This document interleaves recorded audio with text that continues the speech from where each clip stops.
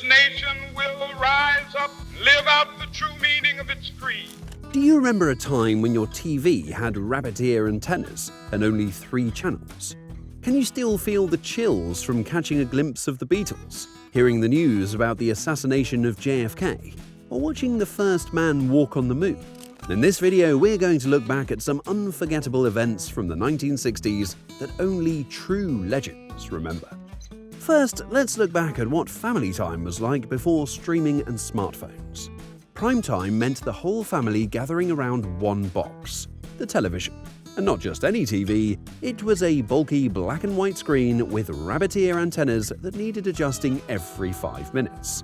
And let's not forget that loud static when you flipped channels with an actual dial. That's right, remote controls not included yet. You had 3 choices: CBS, NBC, and ABC, and that's it. But did you ever think your TV would go from cartoons to changing the future of politics? Let's rewind to a night that changed elections forever. It was the night America realized television wasn't just for sitcoms or game shows. It was raw political power. September the 26th, 1960. A young, confident senator named John F. Kennedy stood across from Vice President Richard Nixon in the first ever televised presidential debate. But he was selected by his party at a key time in history because his party stood for something. For the first time, millions of Americans didn't just listen to a debate, they watched one. If you were there, sitting in front of that flickering black and white screen, you probably noticed it immediately. JFK looked calm, collected, and camera-ready. His tan skin and sharp suit made him seem energetic and youthful. Nixon, on the other hand, was recovering from illness. He refused makeup, he sweated under the hot studio lights, and he looked tense, visibly uncomfortable. On radio, most people thought Nixon had won, but on TV, it was a landslide for Kennedy. Contrast between image and message had never been clearer. While TVs were changing politics and families were gathering around black and white screens, something much bigger was building in the streets. Can you remember the moment a single voice gave hope to millions? It was August the 28th, 1963, and the air in Washington, D.C. was electric. Over 250,000 people gathered at the steps of the Lincoln Memorial. Black, white, young, old, all standing shoulder to shoulder, fighting for something bigger than themselves. At the heart of it all stood Dr. Martin Luther King Jr., dressed in a modest suit, holding nothing but notes and courage. And then, with the power of 1,000 trumpets, he delivered the most iconic civil rights speech the world had ever heard. I have a dream.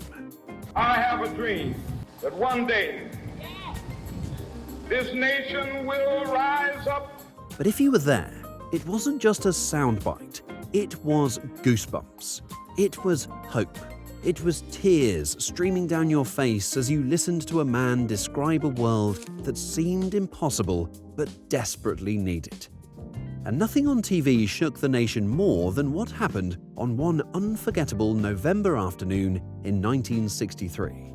Do you remember where you were when it happened? It was an ordinary Friday, until it wasn't.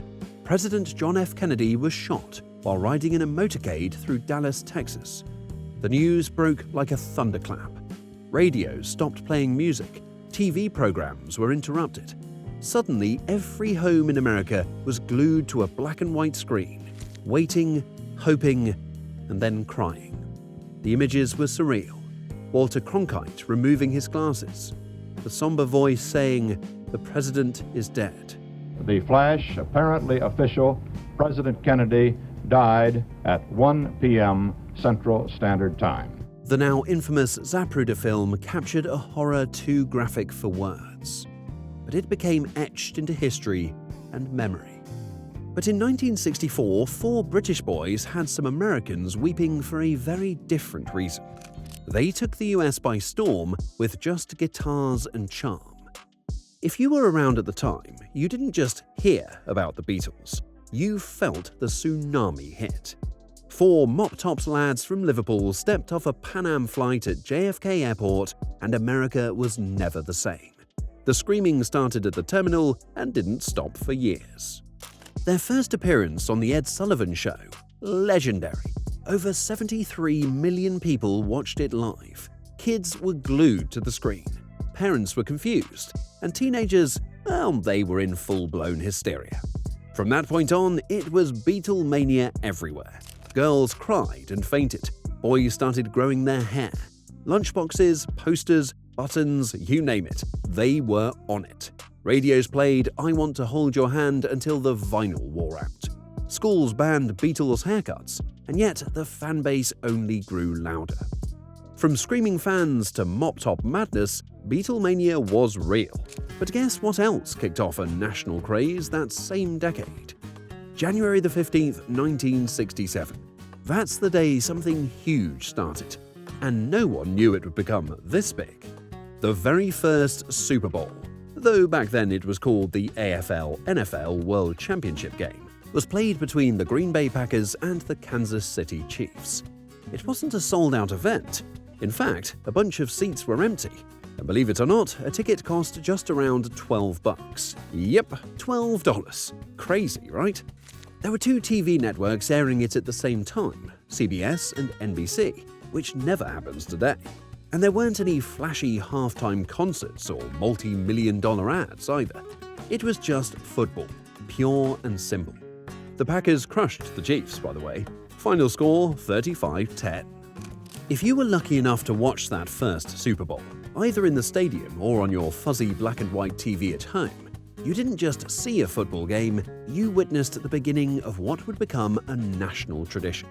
Fast forward to today, and the Super Bowl is the most watched event in America every year. That same year, another movement was growing in the streets. Do you remember the Summer of Love? If you found yourself drawn to San Francisco in the summer of 1967, then chances are you were part of something much bigger than just a trend. You were part of a cultural revolution. That magical moment in time became known as the Summer of Love, and it radiated from the colourful, free-spirited streets of Haight-Ashbury. It wasn't about just being a hippie. It was about rejecting the system, the war, the greed. Young people from all over the country gathered with guitars, peace signs, and yes, flowers in their hair. They believed in love, unity, and a better world. Psychedelic rock blared from every corner. Incense floated through the air, and the idea of tune in, turn on, drop out felt like a calling. 2 years later, that energy exploded into a muddy musical utopia, Woodstock 1969. Over 400,000 people gathered on a farm in New York for peace, music, and raw freedom. Woodstock was undoubtedly one of the largest concerts in world history, but it was another event in 1969 that really shook up the globe. Do you remember looking up at the night sky and realizing someone was actually up there? On July 20th, 1969, a warm summer night, and the world stopped spinning for a moment as millions sat glued to their television sets. You may have been curled up on the couch with your family, maybe still in pajamas or clutching a bowl of popcorn. The TV signal was shaky, the footage grainy, but it didn't matter. Something massive was happening. After years of build-up, Cold War tension, and fierce space race competition with the Soviets, the US had done the impossible: put a man on the moon. So there's a foot on the moon, stepping down on the moon.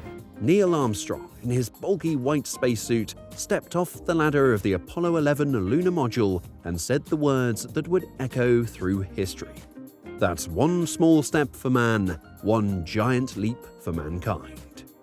If you remember watching that ghostly figure bounce along the lunar surface while fiddling with the antenna to get a better picture, then congratulations.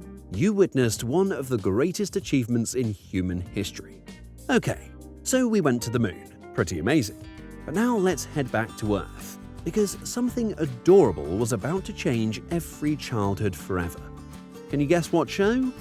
On November the 10th, 1969, something special came to TV. Sesame Street. It wasn't just a regular kids show with silly jokes or cartoons. It was a smart, fun, and caring show that actually helped kids learn. And it totally changed how children's TV worked forever. A, B, C, D, E, F, Cookie Monster. Sesame Street mixed learning with laughter. You could learn your ABCs, count with the count, and pick up lessons about kindness, friendship, and fairness, all while having fun.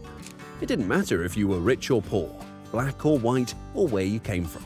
The show made sure every kid felt seen and included. The characters, totally unforgettable. Big Bird was sweet and curious. Cookie Monster loved snacks way too much. Oscar the Grouch lived in a trash can but somehow made being grumpy funny. And Bert and Ernie, the funniest roommates ever. So, how many of these do you remember? 1, 2, maybe all 9? Let's find out in the comments.